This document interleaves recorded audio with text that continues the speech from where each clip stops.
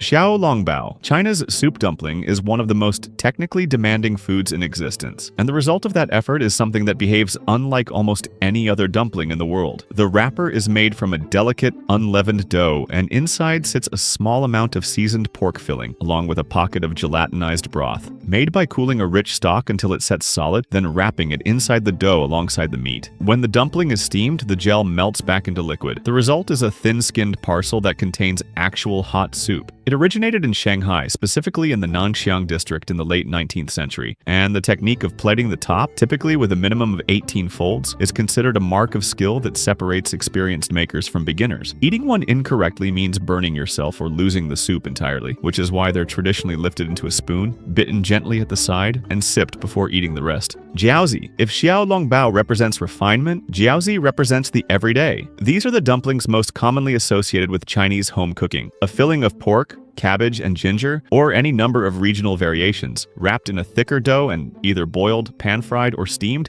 depending on preference and occasion. They are inseparable from Chinese New Year when families gather to make them by hand and eat them together at midnight. The shape, a curved half-moon with crimped edges, is said to resemble ancient gold ingots, which is part of why eating them during the New Year is considered auspicious. Regional variations across China are significant. Northern styles tend toward a thicker wrapper and boiled preparation. Southern versions are often thinner and more delicate. The act of making them together is as much a part of the tradition as eating them. Har Gow. Cantonese dim sum has produced many dishes, but Har Gow is the one by which a chef's skill is most often judged. The filling is simple, whole or chopped shrimp, seasoned with sesame oil and white pepper. The wrapper is where the craft lives. It's made from a blend of wheat starch and tapioca starch, producing a translucent skin that becomes almost glassy when steamed. A properly made Har Gow wrapper should be thin enough to see the pink of the shrimp through it, yet sturdy enough not to tear when lifted with chopsticks. It should have at least 7 pliés, often more, pressed along one side, and the texture when bitten should have a clean give, not gummy or sticky. It's a dish where simplicity creates no room for error, which is precisely why dim sum restaurants are quietly evaluated on it. Shumai. Open-topped and always visible, shumai takes a different approach to the dumpling form. Instead of enclosing the filling completely, the wrapper is gathered around the sides while the top remains open, creating a small cup shape that reveals the filling directly. The most common version uses a mixture of pork and shrimp, seasoned with soy sauce, sesame oil, and ginger, topped with a small dot of orange carrot or green pea for color. Shumai originated in the tea houses of Inner Mongolia and traveled through northern China before becoming a staple of Cantonese dim sum. The Japanese eventually adopted their own version called shumai, using a slightly different filling and often a more square wrapper. In Hong Kong dim sum culture, shumai and har gow are almost always ordered together. They are considered a pair in the way that certain foods in certain places simply belong side by side. Wonton. The wonton is perhaps the most versatile of the Chinese dumpling family. The dough is thin and almost silky, made from egg and flour, and it can be folded in multiple ways, twisted into a small nurse's cap shape, folded into a triangle, or wrapped into a more irregular bundle. The standard filling is seasoned pork and shrimp. What makes the wonton different from other dumplings is how completely it transforms depending on context. Dropped into a clear, fragrant broth with noodles, it becomes wonton soup, a Cantonese staple eaten for breakfast and late at night with equal conviction.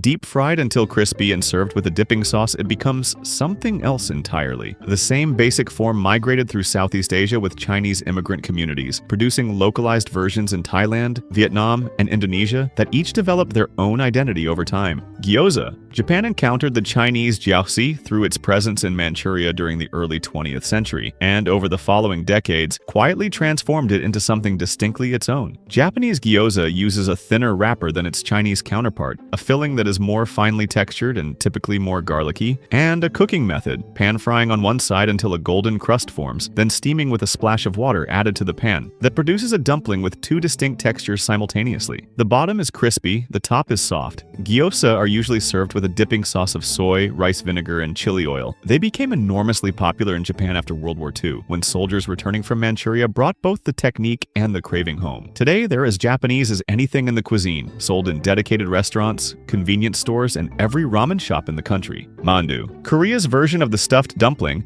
has a distinct character shaped by the country's culinary sensibility. Mandu can be filled with a mixture of ground pork, tofu, glass noodles, kimchi, and green onion, a combination that produces a flavor profile noticeably different from its Chinese and Japanese relatives. The wrappers tend to be thicker than gyoza, but thinner than Jiaozi, and mandu can be steamed, boiled, pan-fried, or added directly to soups. The most significant appearance of mandu in Korean culture is in Teoguk, the rice cake soup eaten on Lunar New Year, where mandu is sometimes added alongside the sliced rice cakes in a dish called teok manduguk. Eating it on that day is tied to the belief that doing so brings a year of good health. Mandu also holds a long history as royal court food during the Joseon dynasty, where regional variations were documented and valued as expressions of culinary skill. Buuz. Mongolia has a dumpling built for its climate and its way of life. Buuz is a steamed dumpling made with a thick flour dough and filled with minced mutton or beef, seasoned with onion, garlic, and salt, sometimes with a small amount of fat added to keep the interior moist. The shape is distinctive. The wrapper is gathered at the top and pinched into a coil, leaving a small opening that allows steam to circulate during cooking. Buuz are the centerpiece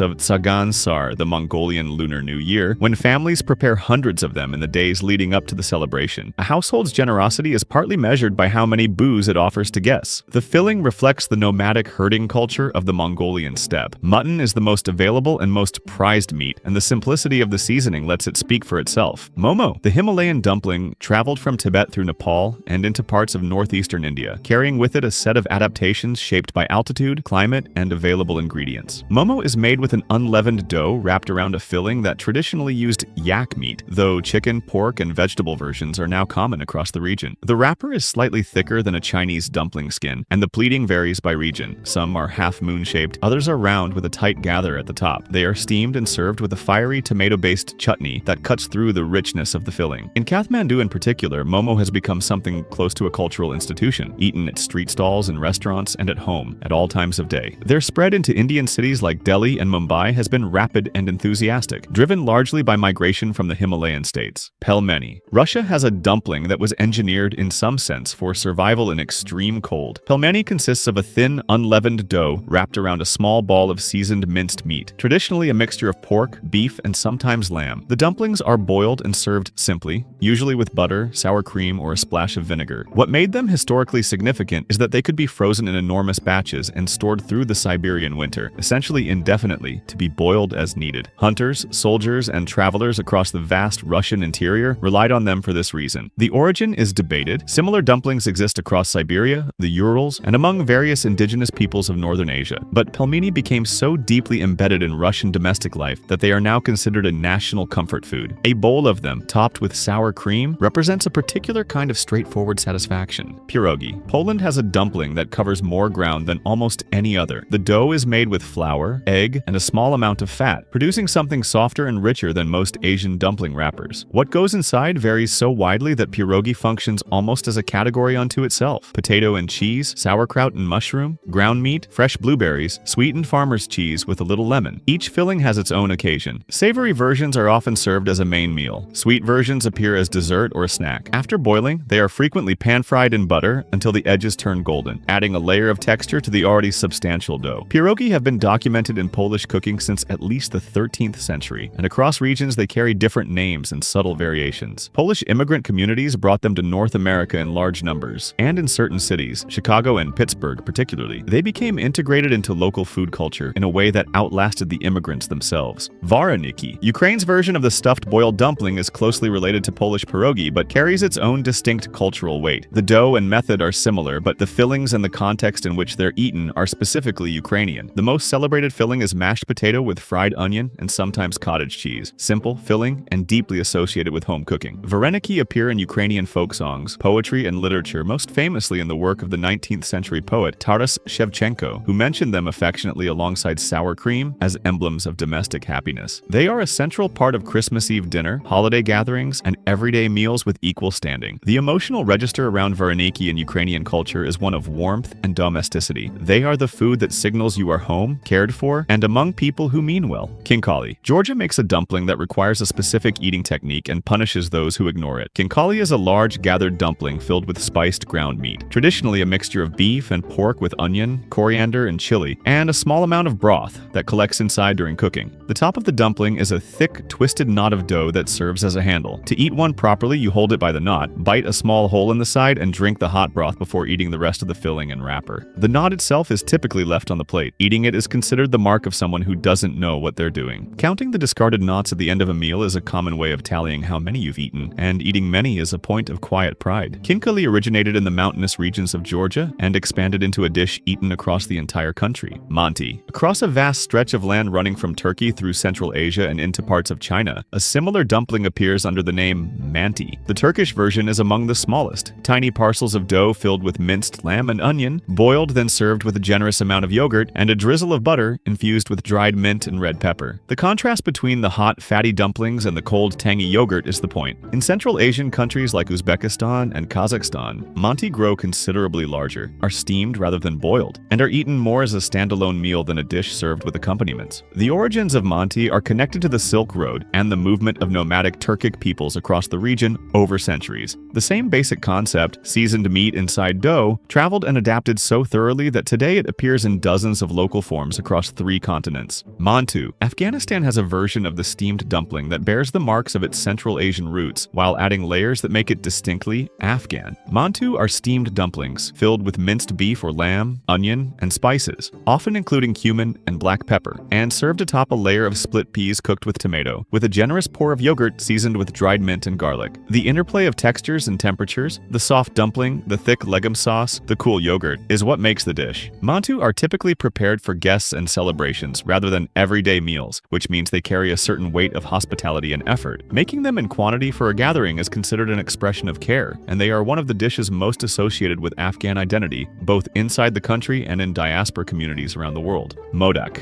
India approaches the dumpling through a lens of ceremony and sweetness. Modak is a small dumpling made from a rice flour dough, filled with a mixture of freshly grated coconut and jaggery, an unrefined cane sugar with a deep caramel-like flavor, often spiced with cardamom and a little nutmeg. They can be steamed or fried. The Modak holds particular religious significance as the favorite food of Ganesha, the elephant-headed deity associated with beginnings and the removal of obstacles. During Ganesh Chaturthi, the 10-day festival celebrated widely in Maharashtra and other parts of India, Modak are prepared in large numbers and offered first to the deity before being eaten. The shape, a small pinched dome, is designed to be made by hand, and the skill of forming neat, even pleats at the top is passed between generations of home cooks for whom the act of making them is inseparable from its ceremonial meaning. Ravioli. Italy's approach to enclosing filling inside pasta dough produced one of the most versatile and widely traveled dumplings in the world. Ravioli is made by rolling thin sheets of egg pasta and sandwiching filling between 2 layers, then cutting the sealed portions into squares, circles, or half moons. The fillings vary enormously by region: ricotta and spinach in one province, braised meat in another, pumpkin with amaretti cookies and mostarda in Mantua, lobster and herbs along the Ligurian coast. Each filling reflects local agriculture, local economy, and local taste accumulated over centuries. Ravioli appears in Italian records as early as the 14th century. The dish traveled globally with Italian immigrants in the late 19th and early 20th centuries, and was adapted, commercialized, and often simplified in the process. The canned versions that became common in North America bear only a passing resemblance to the regional originals, which remain defined by the quality of their pasta and the specificity of what they contain. Tortellini. Bologna has a dumpling so specific in shape, filling, and origin that it is protected by a formal recipe registered with the Italian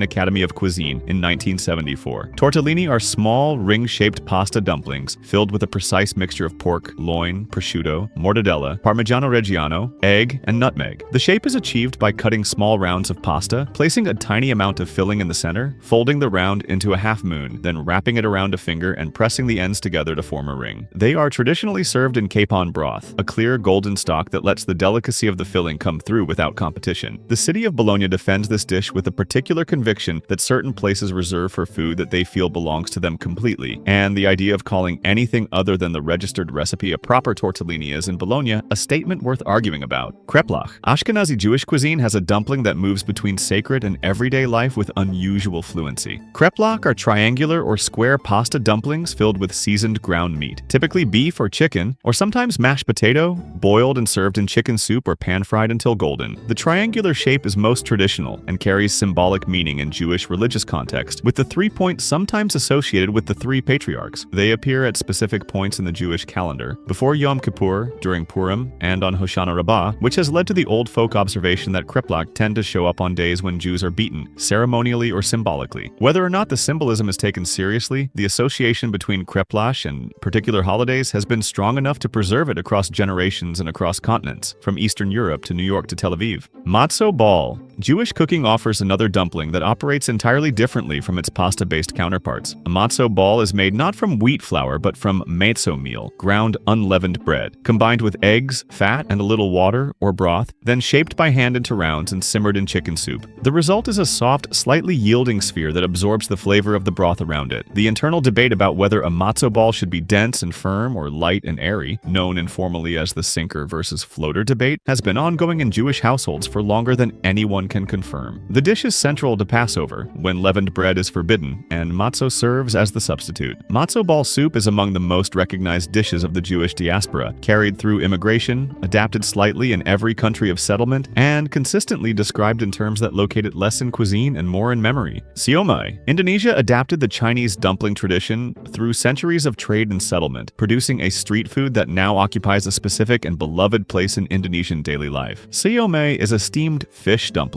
typically made with mackerel or other white fish mixed with tapioca starch, served alongside steamed cabbage, tofu, hard-boiled egg, and bitter melon, all of it covered in a peanut sauce seasoned with lime and sweet soy sauce. The dumpling itself is mild and slightly springy in texture. It's the peanut sauce that carries the dish. Street vendors sell siomay from carts across Indonesian cities, particularly in Bandung, where the version is considered the most definitive. The dish carries clear traces of Chinese origin in both name and structure, but the peanut sauce, the combination of accompaniments, and the way it's eaten, assembled, and dressed at the cart makes it entirely Indonesian in character. Knödel. Central Europe has a dumpling that operates on a different scale and logic than most. Knödel, common across Austria, Germany, the Czech Republic, and neighboring countries, are large, round, boiled dumplings made from a base of bread, potato, semolina, or liver, depending on the region and the occasion. They can be the size of a tennis ball or larger, served alongside roasted meats and gravy as a side dish that doubles as a starch. Or they can appear as a sweet dessert stuffed with a plum or apricot and dusted with breadcrumbs fried in butter. The savory versions are built to absorb. Their role at the table is partly to soak up the sauce or gravy they're served beside, which means they need substance and density. The bread-based variety, called Semmelknödel in Bavaria and Austria, uses stale rolls soaked in milk and egg, which gives the finished dumpling a tender but cohesive texture that holds together when cut with a fork.